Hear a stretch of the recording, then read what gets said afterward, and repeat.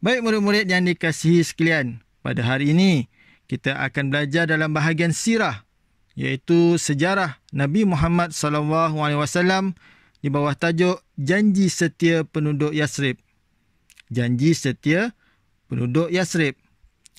Dalam tajuk ini kita akan membincangkan tentang Perjanjian Aqabah. Perjanjian Aqabah. Perjanjian Aqabah ada dua, iaitu Perjanjian Aqabah yang pertama dan Perjanjian Aqabah kedua.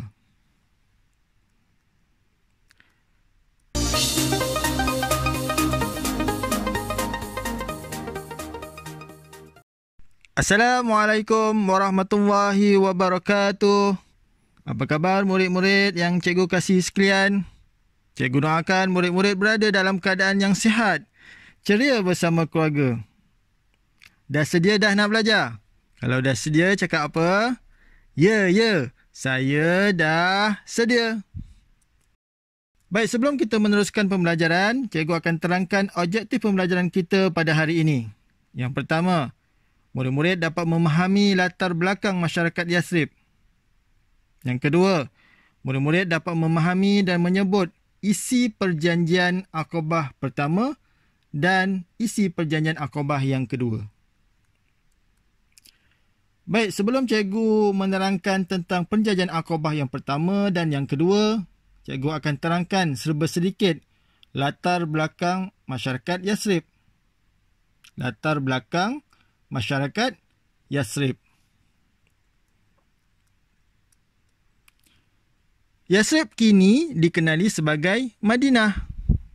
Yasrib kini dikenali sebagai Madinah. Sekarang dipanggil Madinah. Dulunya dikenali sebagai Yasrib. Bumi Yasrib subur dengan pelbagai tanaman dan buah-buahan. Pekerjaan utama penduduk Yasrib bertani dan berdagang. Pekerjaan utama penduduknya bertani dan berdagang. Dan kebanyakan daripada mereka menyembah berhala.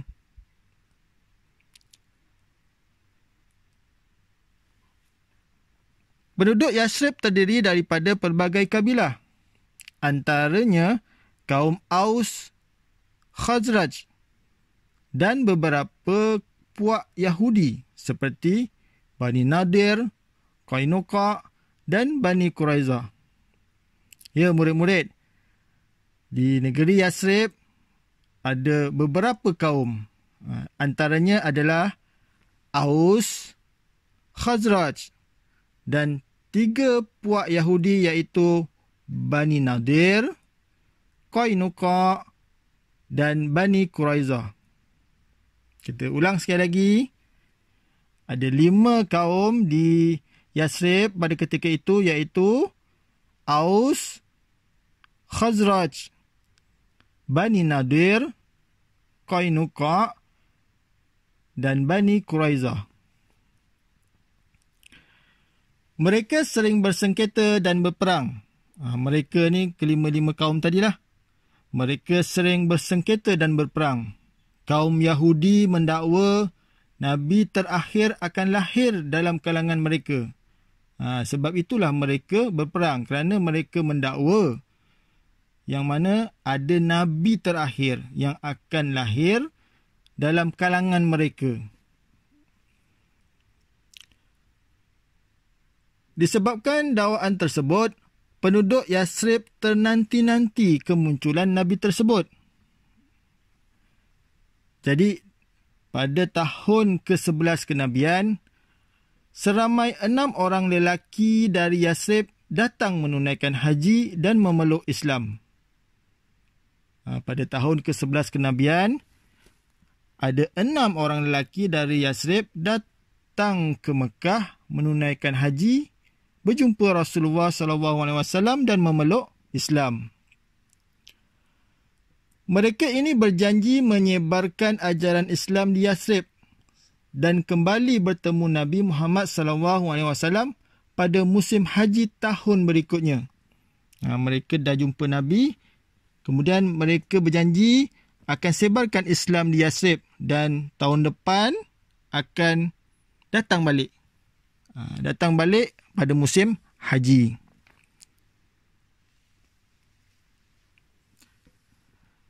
Baik, itu dia serba sedikit tentang masyarakat Yasrib pada ketika itu. Jadi cikgu akan ceritakan bagaimana perjanjian Aqabah pertama ini berlaku. Pada tahun ke-12 kenabian, 5 daripada 6 orang Yasrib yang telah bertemu Rasulullah SAW pada tahun lalu kembali datang menemui Nabi Muhammad SAW bersama 7 orang yang baru masuk Islam. Yang dah masuk Islam tahun lepas, kemudian disebarkan Islam dekat Yasrib, dapat 7 orang yang masuk Islam. Jadi mereka ni 7 orang baru dan 5 daripada 6 orang yang telah datang tahun lepas kembali datang pada tahun ke-12 kenabian. Dan Nabi Muhammad SAW sangat gembira dengan kedatangan mereka. Jadi Nabi Muhammad SAW meminta mereka supaya berjanji setia. Nabi Muhammad meminta ke-12 orang yang datang pada tahun ke-12 kenabian itu berjanji dengan Nabi Muhammad SAW. Apa janjinya? Inilah yang berlakunya perjanjian Aqabah yang pertama. Jadi isi perjanjiannya iaitu ada 6 perkara. Mari kita sebut sama-sama. Yang pertama, tidak syirik kepada Allah. Tidak syirik kepada Allah. Yang kedua, tidak mencuri. Tidak mencuri. Yang ketiga, tidak berzina. Tidak berzina. Yang keempat, tidak membunuh anak perempuan. Tidak membunuh anak perempuan. Yang kelima, tidak melakukan fitnah. Tidak melakukan fitnah. Dan yang keenam, setia kepada Rasulullah SAW. Setia kepada Rasulullah SAW. Itu dia, ada 6 isi perjanjian. Perjanjian yang dinamakan perjanjian Aqabah yang pertama. Kalau murid-murid lihat dalam perjanjian ini, isi perjanjiannya dimulakan dengan perkataan tidak. Semua tidak. Dan yang keenam je, setia kepada Rasulullah SAW. Jadi mereka ni siapa? Ke-12 orang tadi ni dengan berbesar hati mentaati perjanjian tersebut. Mereka janjilah mereka akan taat dengan perjanjian yang telah dibuat oleh Nabi Muhammad SAW. Apabila mereka ingin kembali ke Yasrib, Nabi Muhammad SAW mengutuskan Mus'ab bin Umair bersama-sama mereka untuk mengajar ajaran Islam. Jadi apabila mereka nak kembali ke Yasrib, Nabi Muhammad menyuruh sahabatnya Mus'ab bin Umair. Dia kata, Mus'ab, kamu pergilah bersama-sama mereka untuk mengajar ajaran-ajaran Islam. Contohnya solat. Mereka dah masuk Islam, tapi perkara-perkara yang lain disuruh Mus'ab ni ajar.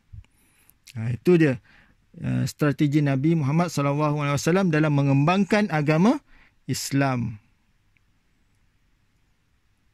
Baik, seterusnya. Yang tadi perjanjian Aqabah yang pertama.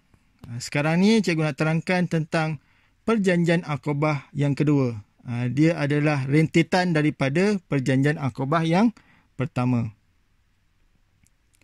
Pada tahun ke-13 kenabian, iaitu pada tahun depannya lagi. Tadi perjanjian Aqabah yang pertama pada tahun ke-12 kenabian.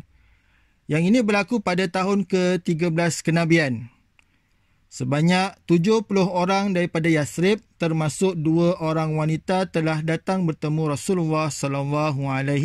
70 orang tu, lebih kurang 70 orang itu lelaki dan ada 2 orang wanita datang dalam perjanjian Aqabah yang kedua ni. Jadi dalam perjanjian kali ini, Nabi Muhammad SAW telah meminta mereka berjanji setia kepada baginda. Kali ini perjanjian Aqabah yang kedua ni lebih ramai lagi. Ada lebih kurang 70 lebih orang yang ingin membuat janji setia dengan Nabi Muhammad SAW. Baik, mari kita sama-sama sebut apakah isi perjanjian Aqabah yang kedua. Yang pertama, mendengar dan mentaati Nabi Muhammad SAW dalam semua keadaan. Mendengar dan mentaati Nabi Muhammad SAW dalam semua keadaan. Yang kedua, membelanjakan harta di jalan Allah sama ada ketika senang atau susah. Membelanjakan harta di jalan Allah sama ada ketika senang atau susah. Yang ketiga, menyeru manusia kepada kebaikan dan menolak kemungkaran. Menyeru manusia kepada kebaikan dan menolak kemungkaran. Yang keempat, tabah menghadapi celaan orang kafir. Tabah menghadapi celaan orang kafir. Yang kelima, melindungi Nabi Muhammad SAW sebagaimana melindungi diri dan keluarga sendiri. Melindungi Nabi Muhammad SAW sebagaimana melindungi diri dan keluarga sendiri. Baik, itu ada 5 isi perjanjian Aqabah yang kedua. Dan kalau murid tengok, murid lihat dalam perjanjian Aqabah yang kedua ni, di awalnya tidak ada perkataan tidak. Berbeza dengan perjanjian Aqabah yang pertama. Baik, perjanjian Aqabah ini merupakan salah satu sebab kenapa berlakunya hijrah Nabi Muhammad SAW ke bumi Madinah. Selain daripada hijrah itu adalah perintah daripada Allah Subhanahu wa Ta'ala. Jadi Nabi Muhammad SAW tu bila dia berhijrah ke Madinah, sebenarnya di Madinah tu dah ada beberapa orang yang telah memasuki Islam dan faham tentang Islam. Dengan sebab itulah kehadiran Nabi Muhammad ke Madinah disambut baik oleh penduduk Madinah. Baik, itu saja yang cikgu nak ceritakan pada hari ini tentang perjanjian Nabi Muhammad SAW dengan penduduk Madinah yang dipanggil perjanjian Aqabah yang pertama dan perjanjian Aqabah yang kedua. Cikgu harap murid-murid dapat memahami kisah ini dan dapat mengulang kaji pelajaran di rumah. Dan yang akhir sekali, jangan lupa 4S, sayang Allah, sayang Rasulullah, sayang ibu ayah dan sayang semua makhluk. Sekian, terima kasih. Assalamualaikum warahmatullahi wabarakatuh.